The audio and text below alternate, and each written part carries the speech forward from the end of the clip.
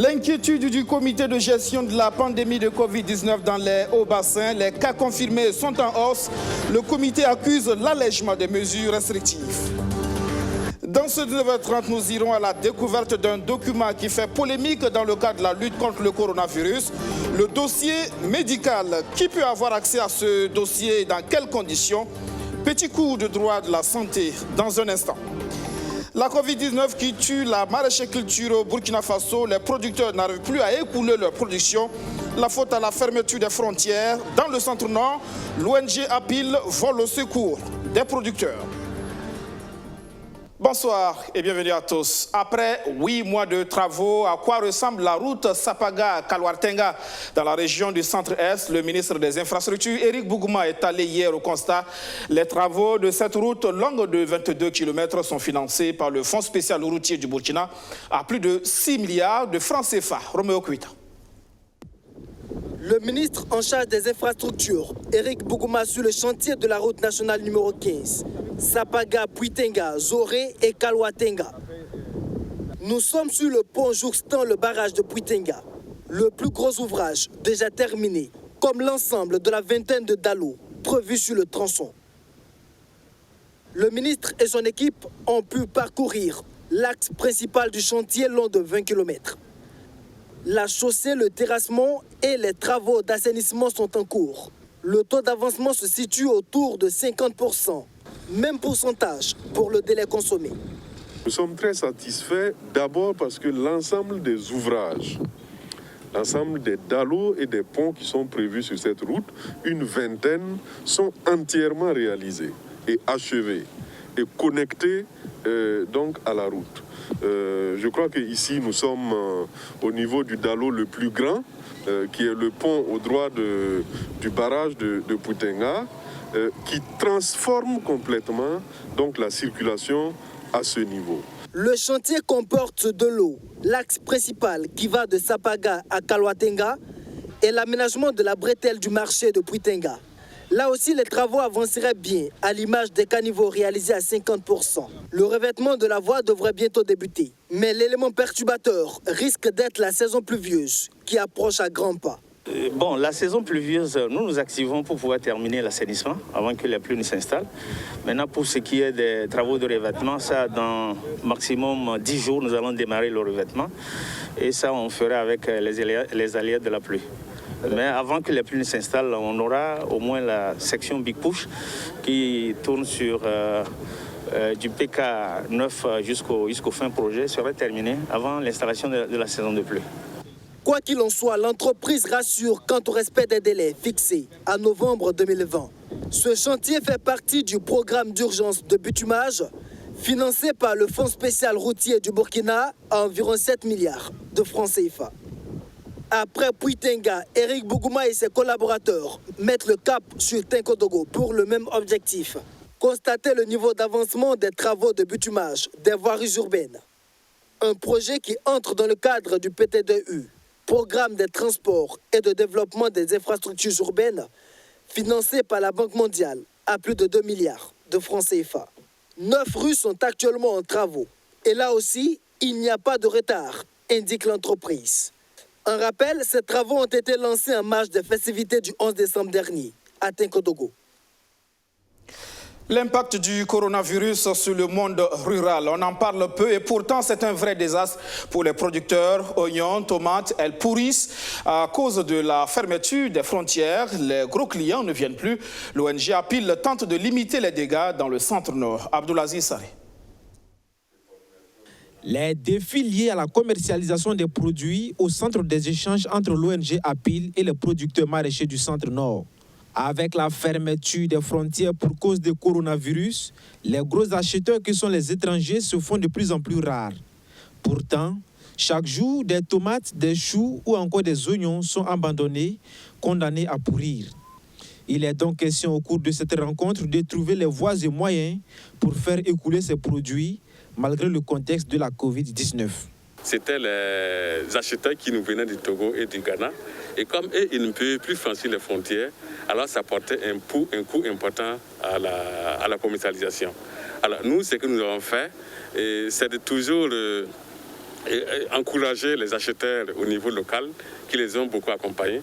Mais force est de reconnaître que beaucoup de pertes ont été constatées et que nous souhaitons pouvoir ensemble trouver des solutions.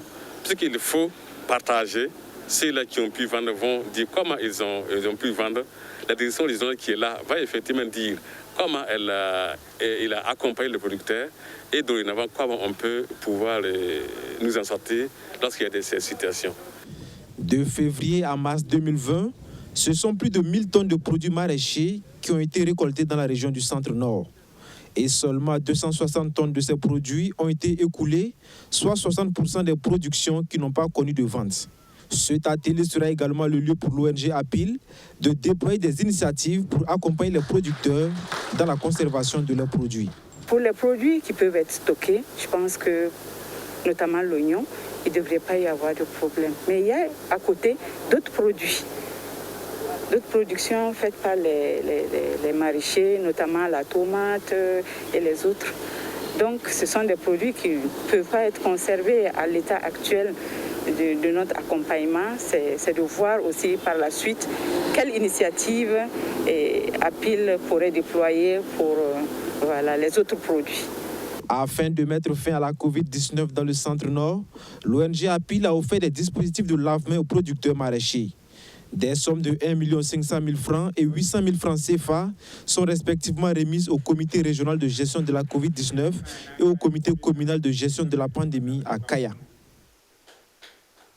Les derniers chiffres du coronavirus au Burkina Faso, 4 nouveaux cas confirmés, dont 3 communautaires et 1 cas importé d'Angleterre, 3 nouvelles guérisons, 0 décès.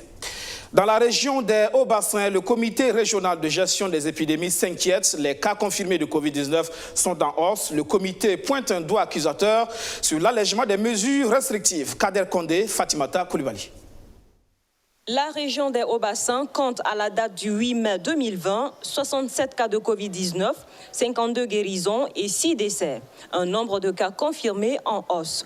Une situation imputable, selon le président du comité régional de gestion des épidémies des Hauts-Bassins, à l'allègement des mesures restrictives de riposte de la pandémie. Depuis que nous avons vécu l'allègement de ces mesures, il y a des cas encore qui sont enregistrés.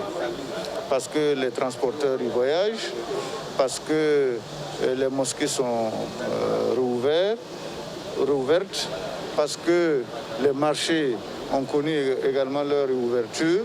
Donc c'est compréhensible que nous enregistrions de nouveaux cas. Ça montre que le gouvernement avait raison d'adopter ou d'édicter des mesures. Pour éviter la propagation de la maladie au Burkina Faso. En plus de la réouverture des marchés, des mosquées et la reprise des activités du transport, les écoles aussi entrent dans la danse dès la semaine prochaine, selon le gouvernement. Une réouverture qui suscite des inquiétudes au sein de l'opinion publique, mais le président de la coordination régionale de riposte se veut rassurant. C'est en fonction de l'évolution de la maladie que les classes vont connaître leur réouverture. Mais du reste, les classes d'examen sont d'abord privilégiées. Ce sont les classes d'examen qui vont être réouvertes pour le moment. Pour les autres, c'est en fonction de l'évolution de la maladie. Et bien entendu, les conditions seront remplies avec la disponibilisation des masques, la disponibilisation des kits d'hygiène. La bataille contre la Covid-19 est loin d'être finie, note le comité. Il est désormais plus que nécessaire d'intensifier, selon Antoine Athiou et ses collaborateurs, la stratégie de riposte contre cette maladie, et cela avec l'implication de tous les acteurs. Il nous revient à nous, avec les communautés, de travailler à sensibiliser davantage les populations, de renforcer la communication auprès des populations pour qu'elles sachent que la maladie est réelle, elle tue à tous les âges, personne n'est épargné. Le contrôle du port des masques entre en vigueur à partir de la semaine prochaine. Et la coordination de riposte de la région des Hauts-Bassins, avec l'appui des forces de défense et de sécurité, entend faire respecter la mesure par la sensibilisation et des contrôles à des points donnés. De la pédagogie ce soir, parlons de législation en matière de santé, des textes qui encadrent le dossier médical du patient. Le débat est posé dans l'affaire Rose-Marie Compaoré, députée décédée de Covid-19 selon l'autorité sanitaire. Sa famille dit avoir demandé à avoir accès au dossier médical. Ce document qui livre des informations sur la pathologie du malade peut être accessible à tout le monde. Qui peut consulter ou l'obtenir et à quelles conditions? Élément de réponse avec Julia Tougri et Rémi Lambert-Nébi. Document confidentiel, le dossier médical est une sorte d'archive qui renferme toutes les informations médicales d'un patient. Tout patient hospitalisé dans un établissement de santé publique ou privé en a droit. Cependant, son caractère confidentiel suscite plusieurs interrogations sur son accessibilité. Qui peut le consulter? Qui peut le réclamer? Pour le docteur Alfred Ouedraogo, enseignant de législation sanitaire à l'École nationale d'administration et de magistrature ENAM, malgré l'obsolescence du Code de santé publique du Burkina, certaines dispositions de la loi permettent de statuer sur la question. En principe, il n'y a pas de secret médical vis-à-vis du patient. Le patient a le droit à l'information, a le droit de tout connaître sur sa pathologie. Sauf évidemment si le médecin estime que les informations qu'il pourra donner au patient pourraient compromettre un peu son pronostic, pourraient entraîner un choc. Le médecin peut, de façon autonome, décider de différer cette information pour protéger la vie du patient. L'hôpital doit garder le dossier pendant 20 ans. Et si c'est une personne mineure, jusqu'à son 28e anniversaire, et si c'est une personne décédée, jusqu'à 10 ans. Donc l'hôpital a aussi le droit de garder le dossier médical parce que quand il y a un problème, il faut que l'hôpital puisse s'en défendre. Il n'y a donc pas d'ambiguïté sur la question lorsque le patient est vivant. Mais qui peut rentrer en possession du dossier médical d'un patient décédé? Le secret médical vaut également pour la personne décédée. Mais il faut dire que dans notre droit positif, il n'y a quasiment pas de disposition qui édicte clairement ce qu'il faut faire. Mais quand on essaie de faire du droit comparé, il est clair que les successeurs légaux et les ayants droit ont droit au dossier médical. Le Code des personnes et de la famille entre donc en ligne de compte.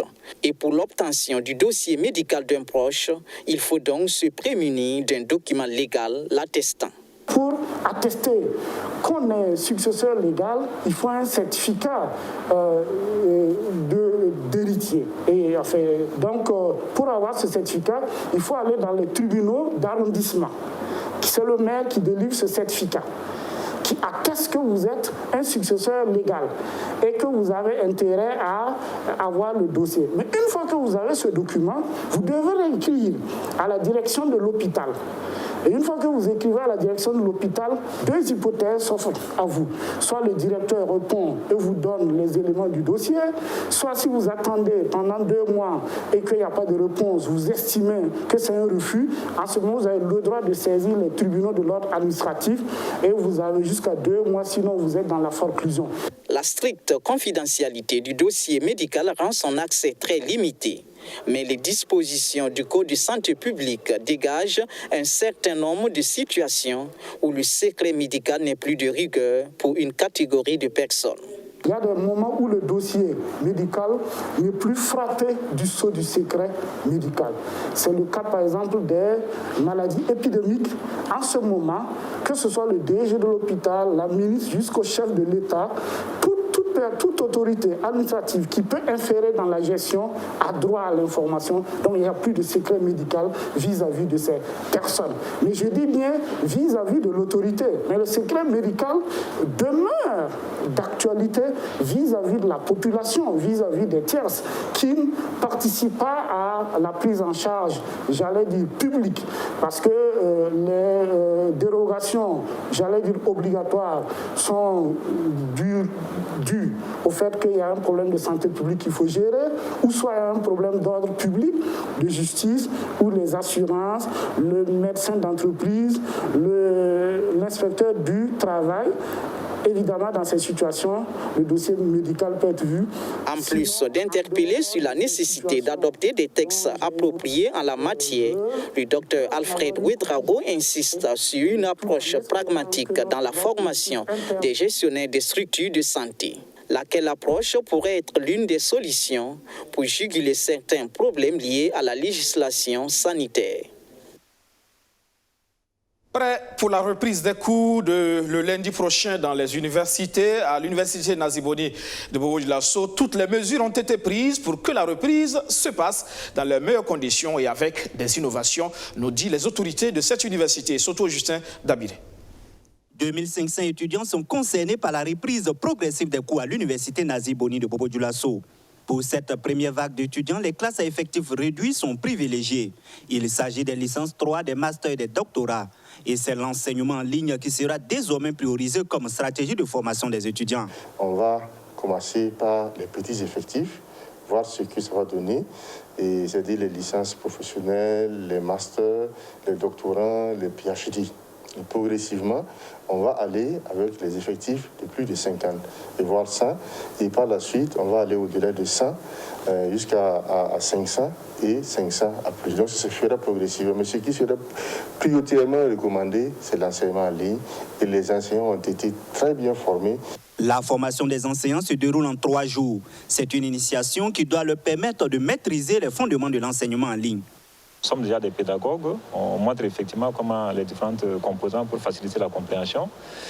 Je pense qu'en une journée, en tout cas, c'est déjà pas suffisant, mais il faut dire aussi que nous-mêmes, nous appliquons déjà effectivement cet apprentissage à distance. Il y a des forums qui sont derrière, il y a des échanges qui continuent après le cours en présentiel. Ça mérite d'être approfondi, ça mérite d'être élargi à tout le monde, ça mérite d'être effectivement poursuivi. Donc ce n'est qu'une initiation. Il y a d'autres facteurs, d'autres aléas à prendre en compte, notamment la connectivité. Vous savez, ça ne dépend pas de nous. Si tout ceci est pris en compte, il n'y a pas de raison que les étudiants ne puissent pas trouver effectivement la matière à traiter en ligne. Dans la pratique, voici comment les choses vont se passer selon le professeur Maquet. Les étudiants, n'est-ce pas, pourront être même éloignés des salles, n'est-ce pas, et pouvoir se connecter sur le site. C'est de la plateforme d'échange. Ils pourront donc avoir donc les cours en ligne qu'ils pourront télécharger. Ils pourront également le visualiser et par la suite échanger directement à travers un chat avec les différents enseignants. Des dispositions ont été prises pour permettre aux étudiants qui doivent prendre les cours en présentiel de le faire en toute sécurité. Donc toutes les salles seront donc totalement nettoyées à l'eau de Javel et les salles qui ne seront pas utilisées seront par la suite également bien nettoyées. Mais le ministère mettra à notre disposition ce week-end-là des masques à défaut. Si les masques qui devraient arriver entre lundi, mardi traînent à venir, nous avons pris des dispositions pour cela, c'est-à-dire acquérir donc les masques au plus tard donc dimanche. Depuis la création de la plateforme, ce sont plus de 20 000 étudiants qui sont inscrits et plus de 1000 interagissent régulièrement avec les enseignants. La plateforme est disponible et gratuite selon le professeur Maquet. Mais l'une des difficultés majeures au bon fonctionnement du e-learning demeure la disponibilité de la connexion Internet, reconnaît le président de l'université Naziboni. La solidarité contre la pandémie qui se poursuit, le Conseil supérieur de la communication pense à la protection des journalistes et des publicitaires. Il offre du matériel de protection composé en autres de lave-mains, de cache-nez et de gel hydroalcoolique. Alexis Belemnaba. Les hommes de médias et les publicitaires sont sur tous les fronts de la lutte contre la pandémie à coronavirus. Sensibilisation, reportage nécessitent des contacts directs avec le personnel soignant, avec les patients, entre autres, et également la production d'outils de communication. 2 mois après le début de la pandémie au Burkina Faso, le Conseil supérieur de la communication dote leurs fêtières en matériel de protection. Des lave-mains, du savon liquide, du gel hydroalcoolique et des cache-nez sont offerts aux organisations professionnelles des médias et des publicitaires associés. Les journalistes sont constamment exposés et comme j'aime à le dire, après le personnel de santé, ceux qui sont le plus exposés, ce sont les hommes et les femmes de médias.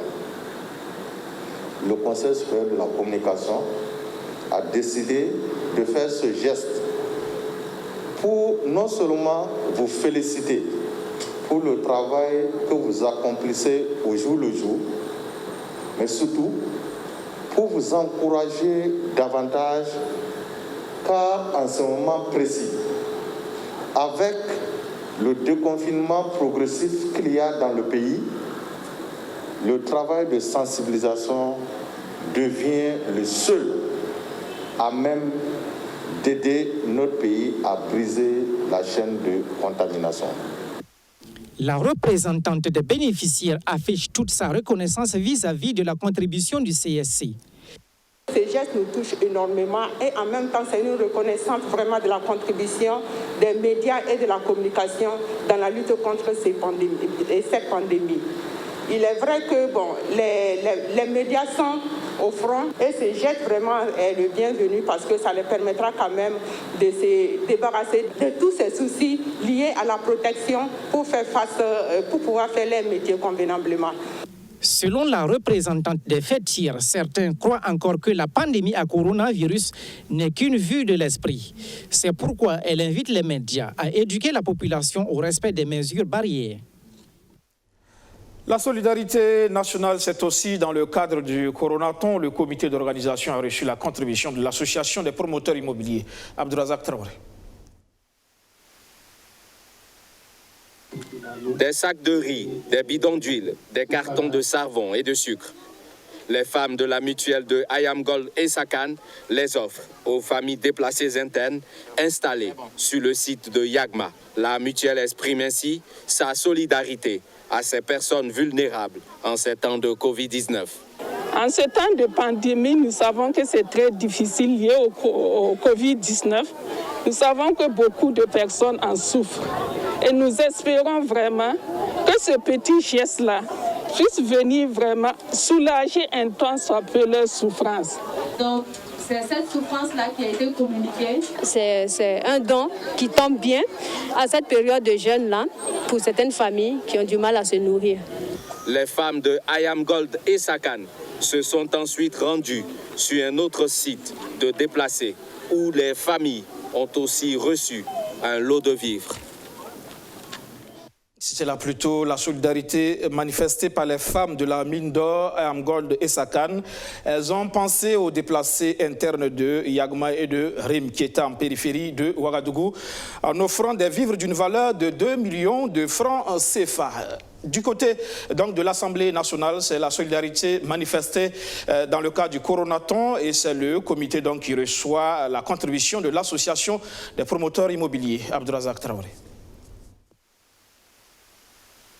De l'argent cash à hauteur de 5 millions de francs CFA remis au directeur de cabinet du chef du Parlement burkinabé. En retour, le donateur reçoit la quittance prouvant son geste.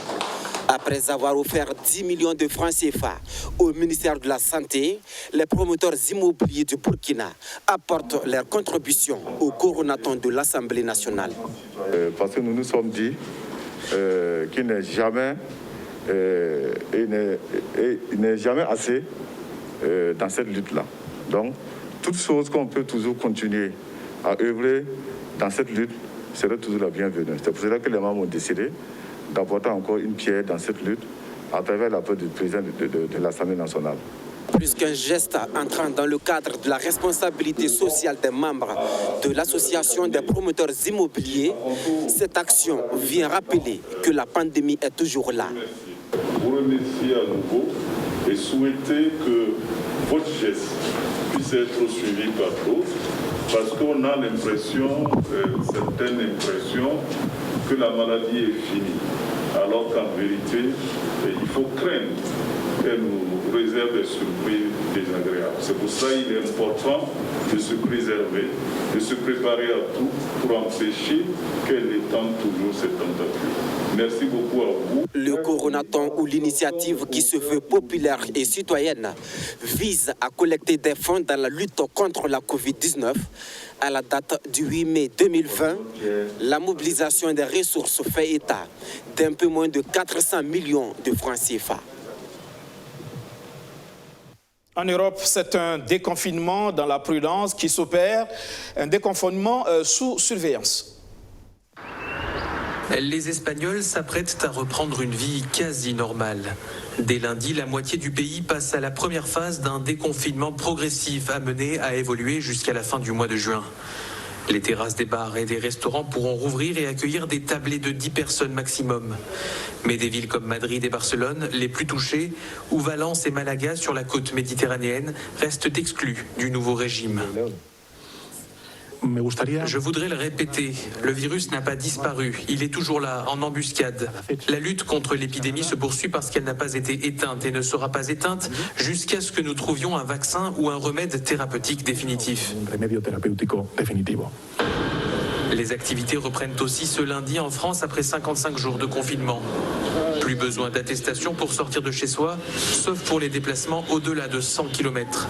Les petits commerces pourront rouvrir et à Paris, une autorisation de l'employeur sera nécessaire pour pouvoir circuler dans les transports en commun aux heures de pointe. Restaurants et cafés peuvent continuer la vente à emporter. Les musées et les salles de concert restent fermés pour le moment. Au Royaume-Uni, le Premier ministre Boris Johnson, lui-même rescapé du Covid-19, doit s'exprimer dimanche sur un éventuel assouplissement du confinement. Mais le gouvernement a déjà annoncé que ces mesures seraient très limitées. Londres envisagerait par ailleurs d'introduire une quarantaine obligatoire de 14 jours pour les voyageurs entrant sur le territoire.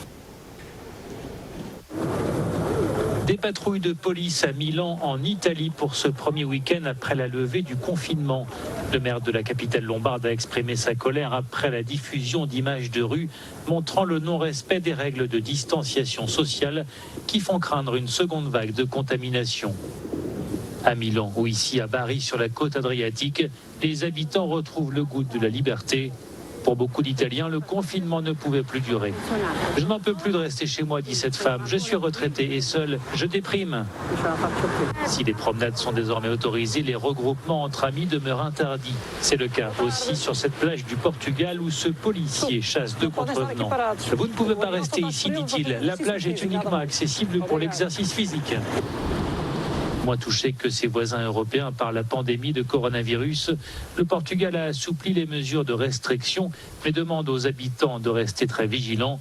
Le pays voulant à tout prix éviter une vague de contagion qui pourrait rapidement submerger son fragile système de santé.